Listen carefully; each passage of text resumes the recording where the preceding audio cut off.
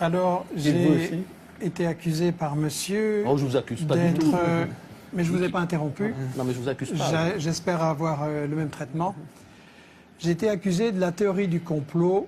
C'est l'argument habituel de ceux qui n'ont pas d'argument face à des faits qui dérangent. Et donc, je pense qu'il faut se poser la question, la France, amie du Mali.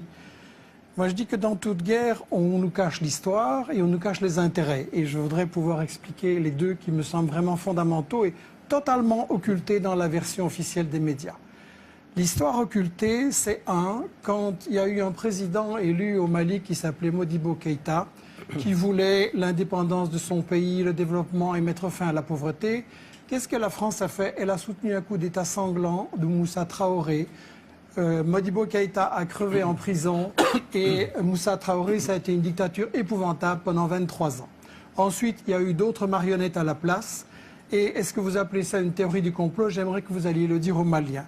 Ensuite, il y a la question des intérêts, à savoir que le Mali, c'est un pays pauvre, mais comment on peut être pauvre quand on est riche? Et toute la région, le Niger, c'est un pays où c'est le dernier pays sur la liste du niveau de pauvreté dans le monde, et c'est un pays très riche avec l'uranium. Et donc, il faudrait expliquer ce que vous cachez soigneusement, à savoir que dans cette région, il y a de l'or. L'or a été exploité au Mali, dans les mines de Morila, par Bouygues, derrière des paravents. On a fait crever les gens qui extrayaient l'or avec du cyanure et de l'arsenic, aucune prévention, les nappes d'eau polluées, les gens crevaient comme des mouches. Et donc, ça c'est Bouygues, ça c'est l'or. De quelle époque parlez-vous, Michel Colomb? Tout récent, c'est encore il y a 5-6 années. La mine a été fermée récemment et on recommence le même coup de l'autre côté. Deuxièmement, l'uranium. Areva est plein de convoitises pour l'uranium du Mali. Et quand on veut voir ce qu'il va en faire, il faut voir ce qui se passe au Niger, le pays le plus pauvre, comme je le disais. Au Niger, Areva, c'est le numéro 1 de l'exportation nucléaire dans le monde. Le Niger, c'est celui qui procure tous les revenus qui permettent à Areva et aux firmes qui travaillent avec elle, Alstom, Suez, Bouygues et tout ça, de gagner énormément d'argent. Et pendant ce temps-là, monsieur, les Nigériens, ils crèvent de faim. Et quand vous savez, l'espérance de vie, c'est 49 ans. Il y a moins de 30% de gosses qui sont à l'école. Et quand les Nigériens ont dit à Areva, on voudrait quand même un peu d'argent pour nos écoles, ou bien par exemple, il aurait suffi, c'était un projet de la Banque mondiale, de 10 millions pour irriguer le Niger, et le Niger aurait eu, tous les gens auraient eu à manger, Areva a dit, c'est pas notre problème et les Nigériens peuvent continuer à crever de faim. Donc, il y a l'or, il y a l'uranium, il y a, et vous le savez très bien, le gaz et le pétrole dans la région. Et c'est le responsable Afrique Nord de Total qui vient de dire récemment qu'avec la Mauritanie, avec le gaz qu'il y a tout ça, c'est le nouvel Eldorado. Et donc on est en train d'essayer, et on a tout à fait raison de parler de néocolonialisme, et le fait que la France y était là avant ou pas, ça n'a aucune importance. Le colonialisme, ça consiste à piller les richesses, et c'est ce qui se passe dans l'ensemble de l'Afrique. Un Africain noir sur 3 ne mange pas à sa faim. Un Africain noir sur 3 n'a pas accès à l'eau potable. Résultat, pendant la journée qui est en train de s'achever, là, il y a 10 000 gosses dans le monde qui ont crevé parce qu'ils n'ont pas accès à une eau potable. Et la raison de ça, c'est que les multinationales françaises et vos grands amis ou les amis de votre patron, Bolloré, Bouygues, Lagardère, etc., se sont fait des couilles en or pendant que les Africains, ils crèvent de faim.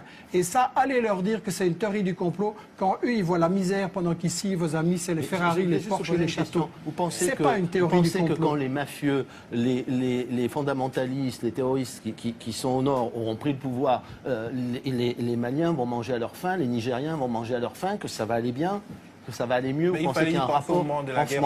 Alors maintenant, si vous voulez me dire, excusez-moi, je vais vous répondre à votre question. Je vais vous répondre à votre question.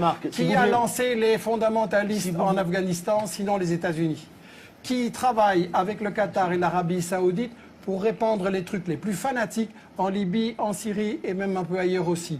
Ça, vous le savez très bien. Donc, une fois les islamistes sont vos amis et une fois sont vos ennemis. Il faudrait Je choisir. voudrais donner la parole à Attendez, juste Naoufel une remarque. Brahmi Si et vous voulez me Emily. dire qu'il faut renégocier les contrats d'exploitation en Afrique pour toutes les grandes sociétés, je suis d'accord.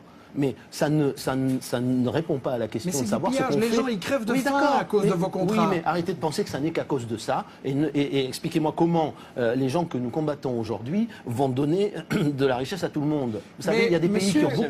La paix, il n'y aura très riches. jamais la paix tant que les gens crèveront de faim Ouais. et ils crèvent de faim à cause de vos amis. Bien sûr, Naoufel uniquement à cause de Brahmi. nos amis. Mais c'est bien. Voilà, c'est Et bien lui. sûr, c'est vision.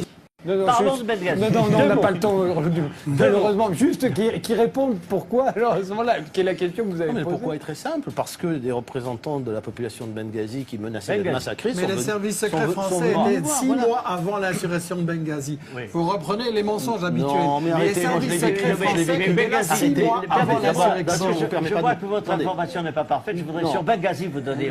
Attendez, juste une réponse. Je vous permets pas de Benghazi, me traiter de est-ce que menteur. vous trouvez qu'aujourd'hui la région de Benghazi est tranquille?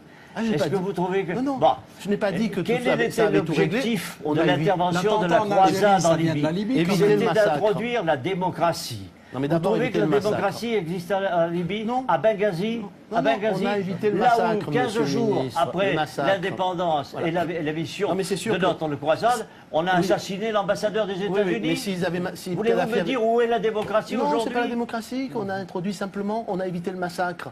Quel Le massacre? Vous Mais avez allez, assassiné, bien pas sûr. vous, pas vous. Vous avez fait assassiner dans les conditions honteuses le colonel Kadhafi. Vous le savez bien comment il a été Oh, traité. non. On Vous s'arrêtera le savez là. bien. On s'arrêtera là. Je J'en suis suis- navré. Je suis indigné parce que On recommence avec le complot. je réfute la fausse information.